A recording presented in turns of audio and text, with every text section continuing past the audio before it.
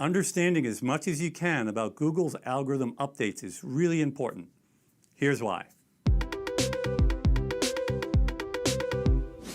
Hi, everybody. Eric Enge here, and I'm really pleased to have Barry Schwartz with me today. And we are going to talk about search algorithm updates. Say hi, Barry. Hi, Barry. Well done. Thank you Thanks for for the having ritual stupid joke. That's a good way to start this off. But anyway, since we're going to talk about algorithm updates, why don't we talk for a moment about some of the moldy oldies, Penguin and Panda, how do core updates differ from those kinds of algorithms? Well, I think it's easy when you look at like the Penguin algorithm. It was more focused on links, where you don't really think, or most people aren't saying that these core algorithms are link focused. So Penguins really was about targeting people, manipulating Google's search algorithms around faking your link profile, faking that your page rank should be higher than it should, faking that your authority should be higher than it should, based off of just spamming Google with links. Panda was more about, is the site's content something that you could trust? Is it authoritative? It's going back to that list of like 23 questions that Amit Segal went ahead and posted back when people wanted answers on what they should do to fix their sites around the Panda updates. And most people are comparing, I guess maybe the Panda algorithm, which is now built into the core algorithm, according to Google, related to the core algorithm, where everybody's talking about, is this site trustworthy? Is this site content something that people would stand behind? And I think when you look at the Panda algorithm, it's probably more related to these core updates. But core, I mean, I think it's just terminologies Google's using in order to basically say, hey, we're not really confirming updates, but yeah, we did an update to our core algorithm. This way they don't have to come up with new names every day around Fred or Florida or whatever you want to call these updates. Well, the Fred name was your fault, right? Actually, it's Gary's fault. He named his fish Fred. Yes, but you spurred him into doing that. But putting that aside for a moment, so the Penguin algorithms are actually still around, right? They're just incorporated in the core algorithm now. Yeah, Google doesn't talk about it much. They said they incorporated into their Panda into their core updates. I'm not sure if they incorporated the Penguin algorithm into their core updates, but the Panda they said they did, right? Maybe Penguin also. Yeah, both. Both are incorporated? Yeah. Well, Penguin is definitely real time. Panda is less real time, according to the last update, but we're not really getting any information from Google in the past couple of years about Panda or Penguin. I think they just stopped updating them, or they're just embedded into the core algorithm. And it's Google's way of not talking about them, is just say, yeah, it's a core update. That's it. I mean, we don't know much about it now. Yeah. So given that you're, sort of like a journalist for the industry, I think a really good question to ask you is, what do you see SEOs are typically doing in response to updates? So most SEOs that are talking about these core updates are looking at the site as a whole and saying, what could I do to this site in order to improve it from a user perspective, making the site's user experience better, making the content better, making it just appear that the site's more trustworthy, authoritative, and around the topic. So the EAT topic. And a lot of SEOs that I'm talking to are looking at things around, all right, are the authors that are writing this blog post or the authors writing about this evergreen content someone that has the experience and history behind them to actually go ahead and say, yeah, this is actually authoritative content written by an expert on the topic, as opposed to just some low-level blogger regurgitating whatever John Mueller says on an SEO blog called Search Engine Roundtable. Right. So, and I think that's good advice in general. And there is that low-level blog called Search Engine Roundtable, I understand. But I think the guy who writes on that is pretty good. So maybe you ought to read it. With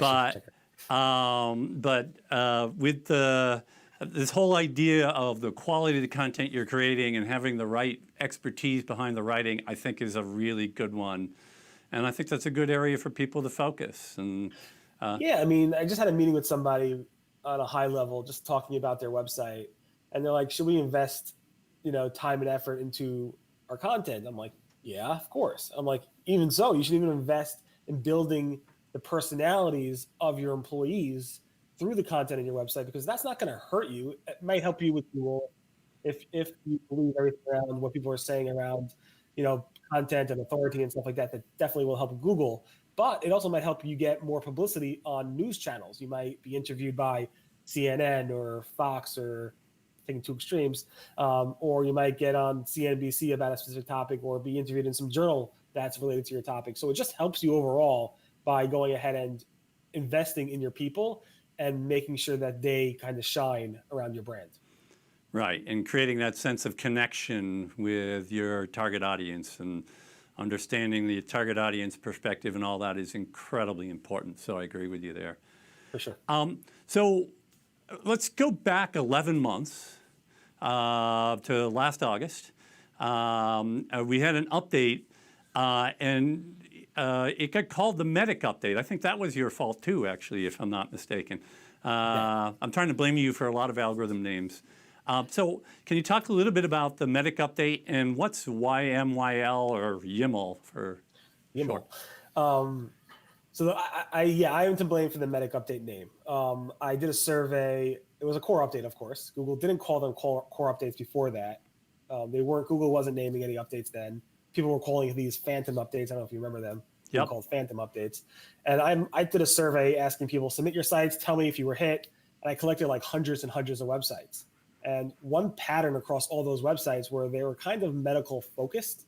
Some of it was like health and wellness. Some of it was like selling drugs and prescriptions. Some of it was anything around health and medical, and maybe even like, herbal stuff, like anything around that topic. It could be e-commerce related, focusing on selling the stuff. It could be, bloggers talking about how to do better at it. And there was that pattern there. And I would say like 60 to 70% of the sites that people submitted were all in that topic. And there was a huge chunk on financial. There was a huge chunk around this concept of YMYL. But because it was really, the sites, it was literally like almost 70% of the sites were medical focused. I'm like, I'm going to go ahead and name this the medical update. And obviously that caused a lot of controversy, because like somebody's like, oh, I got hit and I'm a site that is on investing and stuff like that. And then obviously the scope got broader, and Google said, no, it didn't only impact medical sites, because when you say something that's wrong, Google then says we have to sometimes they say we have to go ahead and talk about it because this person's spewing information that's incorrect. So as I spewed information that was incorrect, calling it the Medic update, Google went ahead and said, no, it's broader than that. It didn't just impact the medical space. And I'm glad Google did that. And now people are talking about YMYL, your money, your life. And that's obviously broader, where it's talking not just about medical things that is within the realm of your money, your life. It's also about your future, the financial future and stuff like that. And Google, I think recently has even talked about how they do have algorithms that specifically look at topics and sectors that say, all right, if it's on the YMYL basis, financial, future stuff, medical, health related stuff, they need to make sure the content they're showing in their top search results are authoritative and trustworthy and expertise, because they don't want to lead somebody to go ahead and read a medical website that's completely spewing fake information.